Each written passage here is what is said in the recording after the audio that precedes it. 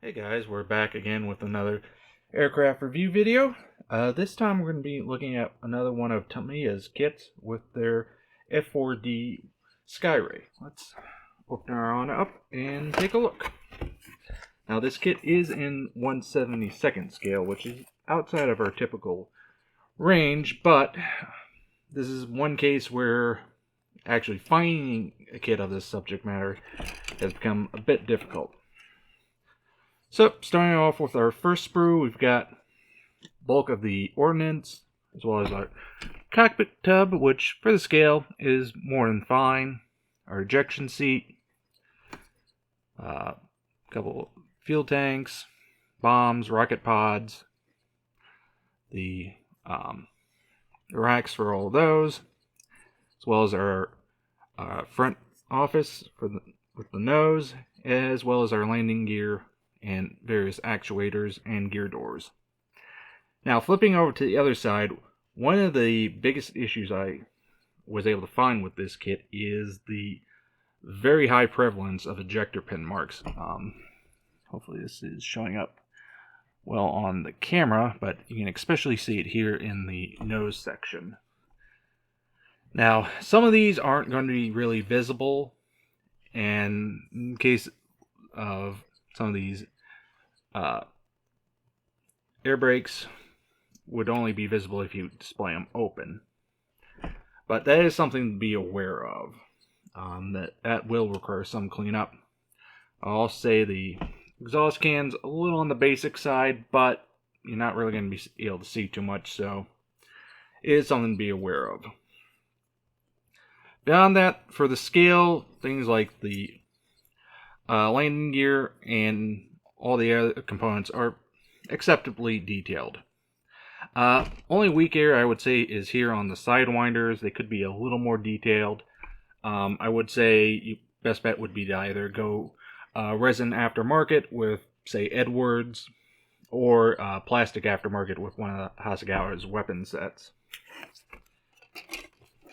Moving on now to the main fuselage, as this is a delta wing type aircraft in hand for scale.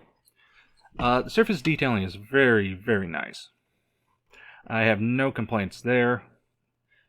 Thankfully, the ejector pinning is all confined to areas that won't be seen, so there's not as much of an issue with it here.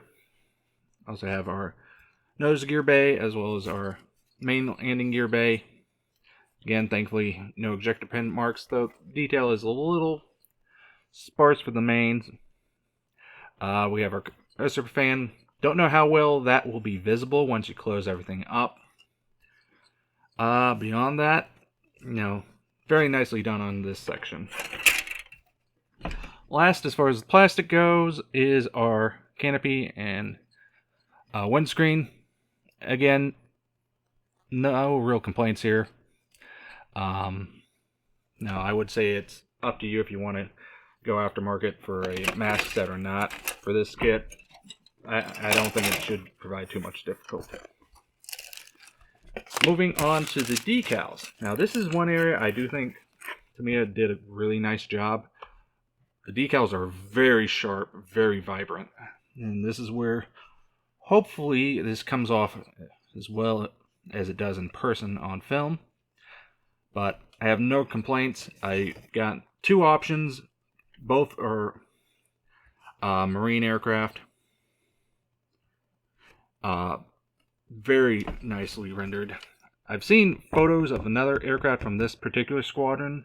If you do any type of search for F4D Skyrays, it should pop up and give you a decent idea for reference as well. But beyond that, no complaints on the decals. Tamiya did a very nice job with them. So, getting into the instructions. Assembly begins, obviously, in the cockpit, as with so many aircraft kit. Obviously, you can leave the ejector seat out, probably to start closing it up for final assembly. Key thing is making sure you do attach it to the nose gear and making sure you got plenty of weight in this thing. Otherwise, it will probably be a bit of a tail sitter. But thankfully, the nose does give you more than ample space to get weights in there. Moving on, you then start building up the fuselage,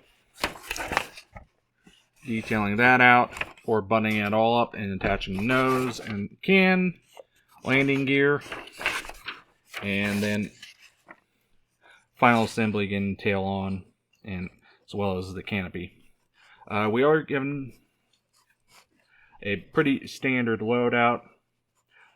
Only complaint I would have is I wish it had another set of sidewinders, so instead of the rocket pods, you could do it with sidewinders on that station as well.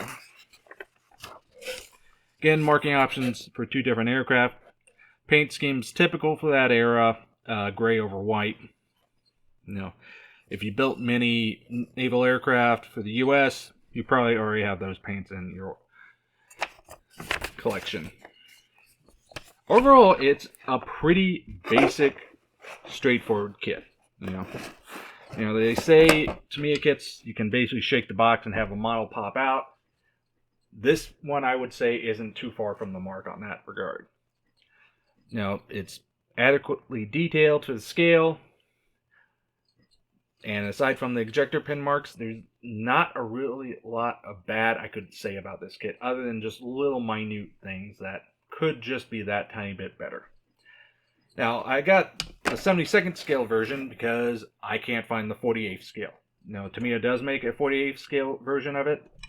Cannot find it anymore. This is one of those kits that, unfortunately, has been out of production for a while. I would recommend hunting hobby stores and swap meets for them if you're interested. At least with the 72nd scale, it's not too expensive. At hobby stores I found it at, usually around the $15 range, which for what you get is a bargain. Beyond that, it's just a matter if you want to invest in some aftermarket decals. 1 or 2 added things if you really want to do it. But yeah, straight out of the box, this is a fantastic little kit. Highly recommend it.